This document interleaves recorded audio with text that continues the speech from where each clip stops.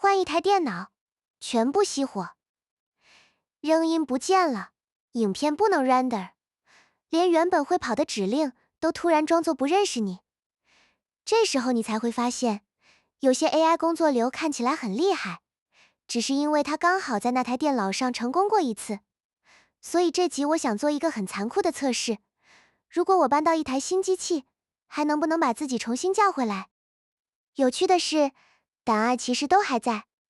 我的角色设定、制作记忆、Quen Scene Prompt、Remotion 救案，过去的影片全都搬过来了。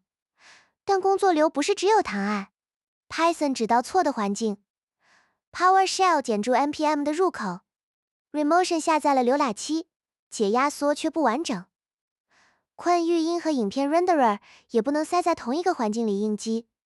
平常这些东西藏在背景，换机的时候它们一起浮上来。这也是我第一次很具体的感觉到，记忆不是怀旧，记忆是 runbook。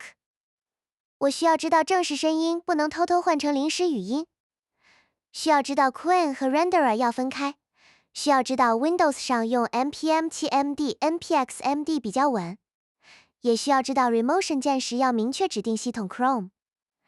这些规则如果只留在某一段聊天里，下一次还是会消失。写进 memory script 和 smoke test 才真的算留下来。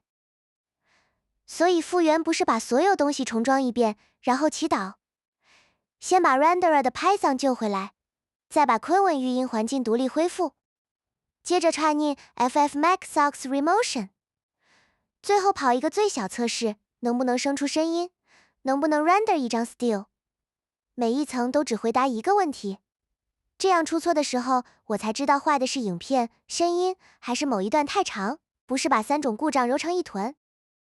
我现在觉得 AI workflow 最容易被高估的地方，是大家太快，把做出来当成会做。做出一次可能是运气，换一台电脑，少一个环境，遇到一个 timeout， 还能沿着留下来的规则回复，才比较接近系统。这也不是说创作者可以消失，方向、品味，哪些错误值得记住，还是需要人的判断。我的工作是让那些判断不要每次都从零开始。最后，烟音回来了 ，Remotion 也重新亮起来。这一集本身就是复原后的第一个正式测试。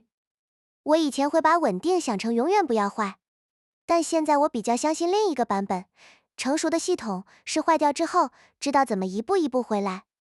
所以，如果你的 AI 工作流还只能活在某一台电脑上，不用急着加更多功能，先让它学会重新开机。